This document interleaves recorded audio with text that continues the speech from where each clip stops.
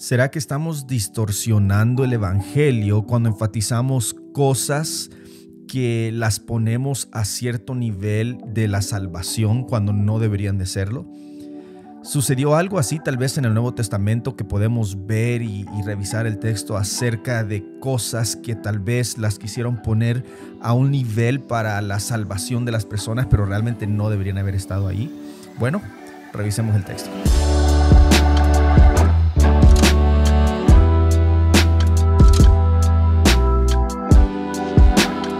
Bienvenidos a otro episodio de Revisando el Texto. Soy el pastor Mario Alvarado con ustedes y vamos a entrar de lleno a nuestro episodio de esta semana.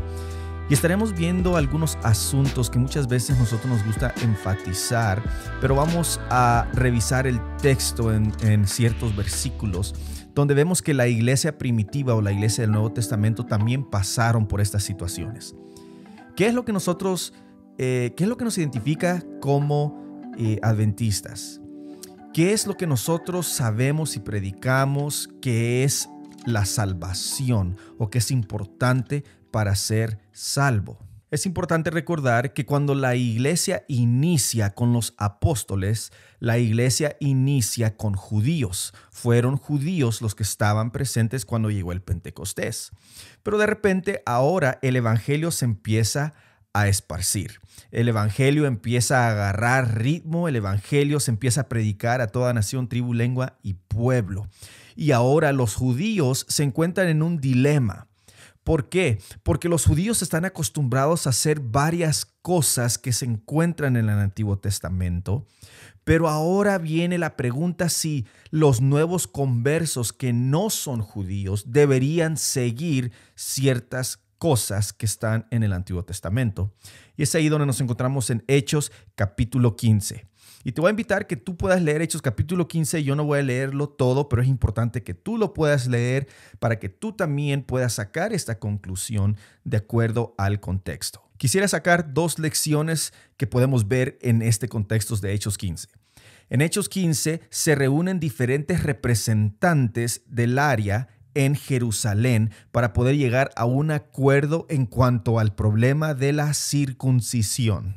El versículo 1 del capítulo 15 dice: algunos que habían llegado a Judea, a Antioquía, se pusieron a enseñar a los hermanos: a menos que ustedes se circunciden conforme a la tradición de Moisés, no pueden ser salvos. Lección número 1. El asunto de la circuncisión era algo bíblico. Lo de la circuncisión no era algo de invento humano. Lo encontramos en Génesis 17, cuando Dios le dice a Abraham que haga esto como señal del pacto entre Dios y Abraham. En Levíticos capítulo 12 encontramos instrucciones cuando se está hablando acerca de la mujer, y también encontramos cómo cuando la mujer da a luz a un hijo, en 8 días se tiene que circuncidar a ese niño. Lucas capítulo 2 versículo 21 nos damos cuenta que Jesús mismo es circuncidado al 8º día, siguiendo pues así esta costumbre o esta tradición o incluso este asunto bíblico que encontramos en el Antiguo Testamento. O sea, estamos hablando de un asunto que era bíblico, estamos hablando de un asunto que era dicho incluso por Dios, estaba en la ley de Moisés, pero ahora, al parecer, es un problema. ¿Se va a seguir o no se va a seguir haciendo para los nuevos conversos? En Hechos capítulo 15, versículo 5, encontramos que el grupo de los fariseos que se había convertido al cristianismo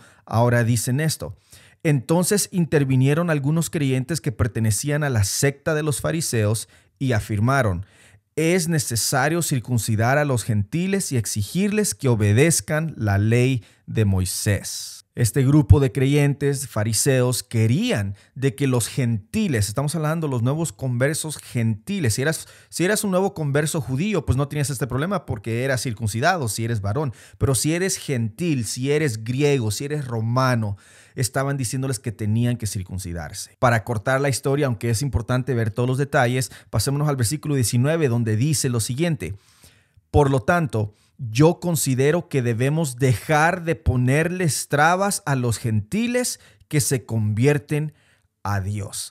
Fíjate que la conclusión que llegaron cuando tú lees el contexto es que no más iban a requerir que los nuevos conversos que no eran judíos se tuvieran que circuncidar. Esto nos lleva al punto número 2.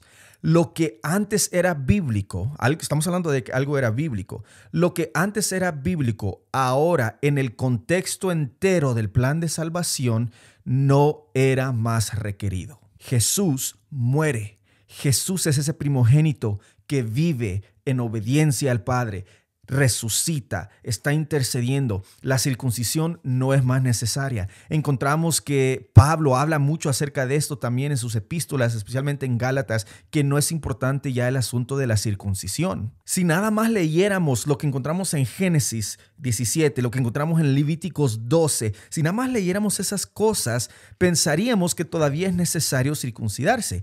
Es algo bíblico, pero cuando lo ponemos en el contexto de toda la palabra de Dios, entonces nos damos cuenta que ya no era algo necesario. Incluso en la misma palabra de Dios, aquí en Hechos 15, estamos viendo que la iglesia tomó la decisión, se registró, es parte de Hechos capítulo 15, en donde tomaron la decisión de que no querían poner ya trabas, no querían poner ya cosas que no permitiesen que los gentiles pudiesen aceptar las buenas nuevas del evangelio. Ahora, hubieron ciertas cosas que sí les pidieron que tenían que seguir haciendo.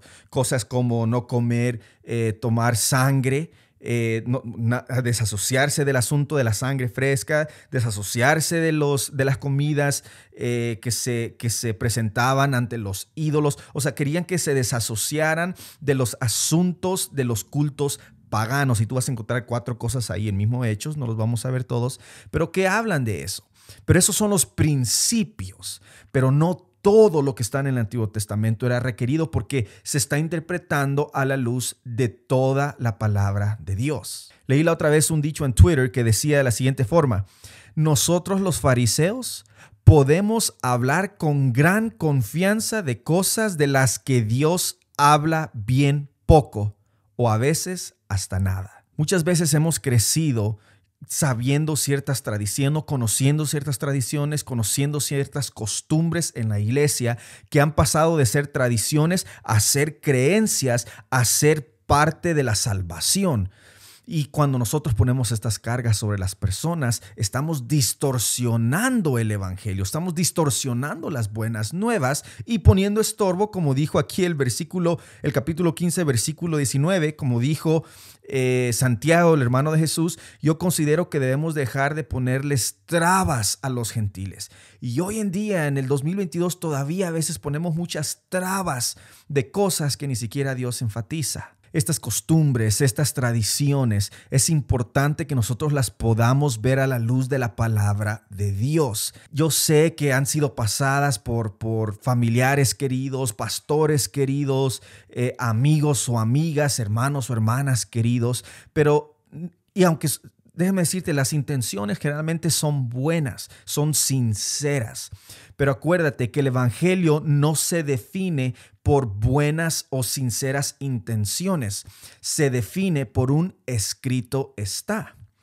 Ese escrito está debería ser basado en los principios de interpretación de la palabra de Dios, viendo su contexto, el contexto inmediato y el contexto completo de la palabra de Dios. Tenemos que analizar si esas tradiciones, si esas costumbres realmente están fundamentadas en la palabra de Dios o están estorbando para que alguien pueda ser salvo. Quiero aclarar que hay muchos principios, ciertas cosas que vemos en el Antiguo Testamento que perduran desde el Génesis hasta el Apocalipsis, como el sábado. Ese es un principio que viene desde el Edén y lo vemos todavía que va a estar presente hasta la eternidad porque estamos considerando todo el contexto. Pero hay otras cosas que no están al nivel de nuestro evangelio, no están al nivel de evangelismo de la salvación, asuntos de la música, asuntos de la vestimenta. Es muy importante que podamos leer el contexto bíblico y que los textos que hemos usado podamos interpretarlo a la luz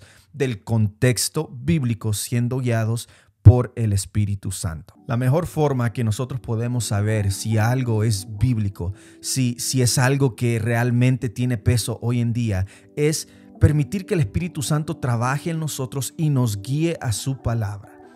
Hacer preguntas. preguntar si eso está en contexto.